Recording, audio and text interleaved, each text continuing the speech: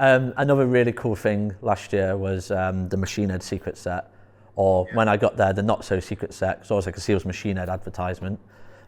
Yes. But Yeah. that was great. Like, how did that all come about? Like, was that pre-planned, or was that sort of a last-minute thing? Or Very much a last minute. Obviously, Rob is friends with, Vicky who books the bands and her partner Alan. He's known them for years. Alan used to tour with Motorhead and stuff. So, he's he knows a lot of the bands personally, which is great. And Rob was basically chatting to them, literally a month before.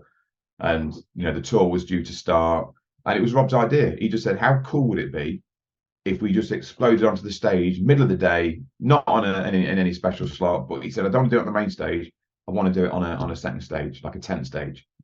And literally, it was not like, yeah, let's do it, let's do it. It was a case of, Rob really felt that he needed to do this and wanted to do this, as it would be a bit of fun.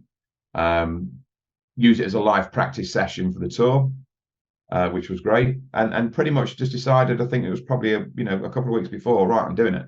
Because we couldn't advertise anything. We couldn't tell anybody on the crew who it was. so none of the crew knew either. None of the crew knew. No, none of the crew knew. I mean, they were all guessing. And it was literally, we got him to site on Thursday afternoon. And he had a dressing room, and him and some of the guys were just practicing in the dressing room backstage. But it was pretty much driven from his hotel in a blacked out Range Rover, pretty much straight to the back of the dressing room, and wanted it to be sort of minimalistic. But then Rob, being Rob, decided, right, I'm going for a walk round. Just put it on. It's like, damn it.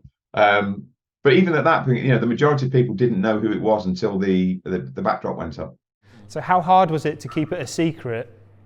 Like, how hard was it to keep Machine Head a secret from everyone around you and on the team? No, it was huge, because we had to be very, very careful who knew, because the ruling was very, very simple. If this leaks, I'm not doing it. And Rob was very adamant he wanted it as a secret. And I think that's the best way of getting the best reaction, because obviously it's not what people expect. It was the first time Machine Head had sort of done a festival show in 10 years, it's in over a decade.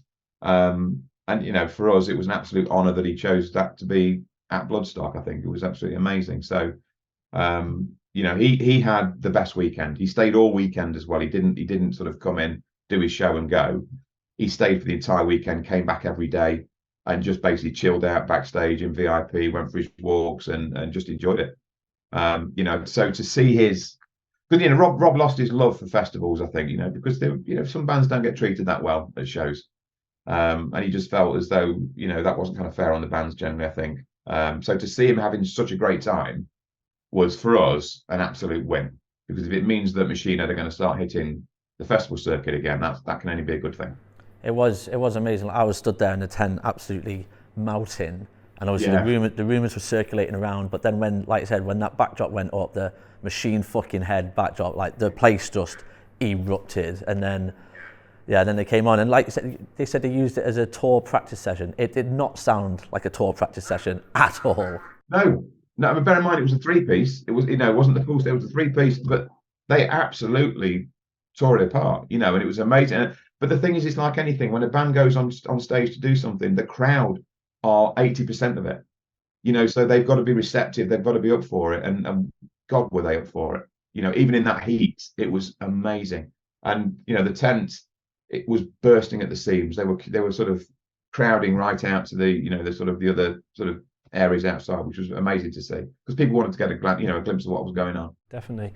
And they've won over a lot of the audience. So if you ever did put them on as a booking now, people would probably react really strongly to that. Yeah, I think so. It would be great to see them come back. They've done a UK tour now. They're doing a few shows. I think they've got a festival booked in Europe this year, which they're doing. So I think he's starting to get that appetite back. So maybe that's something for the near future. Who knows? Headliners next year, then, yeah. Well, time will tell.